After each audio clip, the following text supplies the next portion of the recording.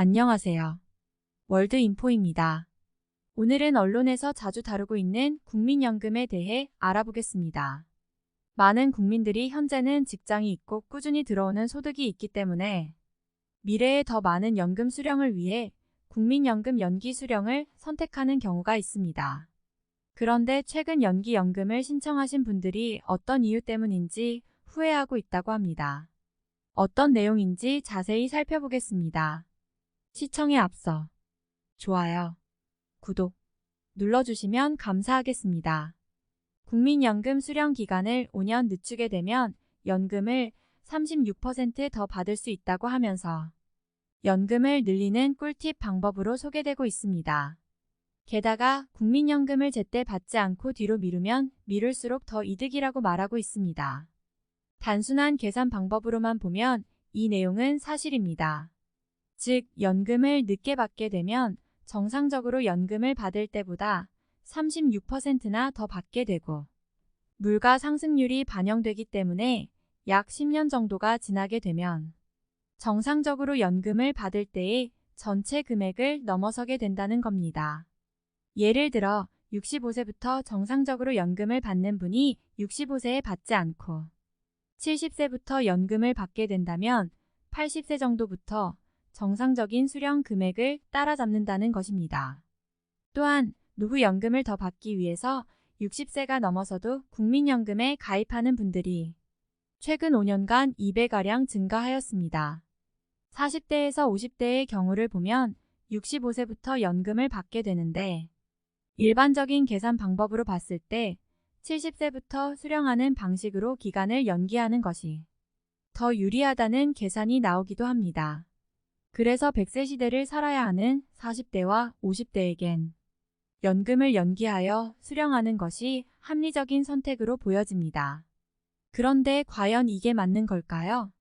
최근 60대에 은퇴하신 분께서는 연기연금을 선택한 것에 대해 후회하고 있다고 합니다.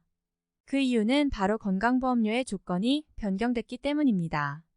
바로 2022년 9월부터 건강보험부가 체계 개편에 따라 피부양자 자격 유지를 위한 소득 조건이 3,400만원에서 2,000만원으로 낮아져 버렸기 때문입니다. 국민연금으로 월 167만원, 연 2,000만원 이상을 받게 되는 경우 피부양자에서 자동 탈락됩니다. 그렇다면 재산이 전혀 없이 월 167만원의 국민연금을 받는 어르신께서 납부해야 할 건강보험료는 얼마일까요? 건강보험료는 바로 66,640원입니다. 연금 2천만원에 4억원짜리 집이 한 채 있는 경우 보험료는 어떻게 될까요? 바로 23만 8,500원까지 보험료가 오르게 됩니다. 소유하고 있는 집이 없고 3억원의 전세를 살고 있다면 보험료는 어떻게 될까요? 11만 8,130원의 건강보험료가 나옵니다. 즉, 내 집의 유무와 상관없이 일정 수준 이상의 집에 거주만 해도 2배 이상의 건강보험료가 폭등하게 됩니다. 연기 노령연금은 어르신들께서 조금이나마 더 많은 금액을 수령하기 위해 선택하는 겁니다. 그런데 건강보험료 부과체계 개편이 이루어지면서 피부양자 자격을 유지할 수 없게 되어 버린 것이죠. 하지만 노령연금 수령액이 167만원 이하라고 해서 안심할 수는 없습니다. 모의 계산을 해보았을 때 물가 상승률을 적용하게 되면 100만원을 조금 넘게 수령하는 분이라 하더라도 거의 10년을 넘기지 못하고 수령액 2천만원을 넘기게 되어 피부양자에서 탈락하게 됩니다. 물론 물가 상승률에 따라 조금씩 다른 결과가 나오겠지만 짧게는 10년 길게는 20년 이내에 피부양자에서 탈락하게 될 수밖에 없는 구조가 되는 것입니다. 이렇게 피부양자에서 탈락되어 건강보험료 납부하는 사례가 생기는데 단순히 국민연금만 생각하여 연기해서 수령하면 손해보는 분이 분명히 생길 것입니다. 필요한 부분은 납부를 하는 것이 맞겠지만 개인으로서는 최대한 납부를 피하는 것이 좋을 것입니다.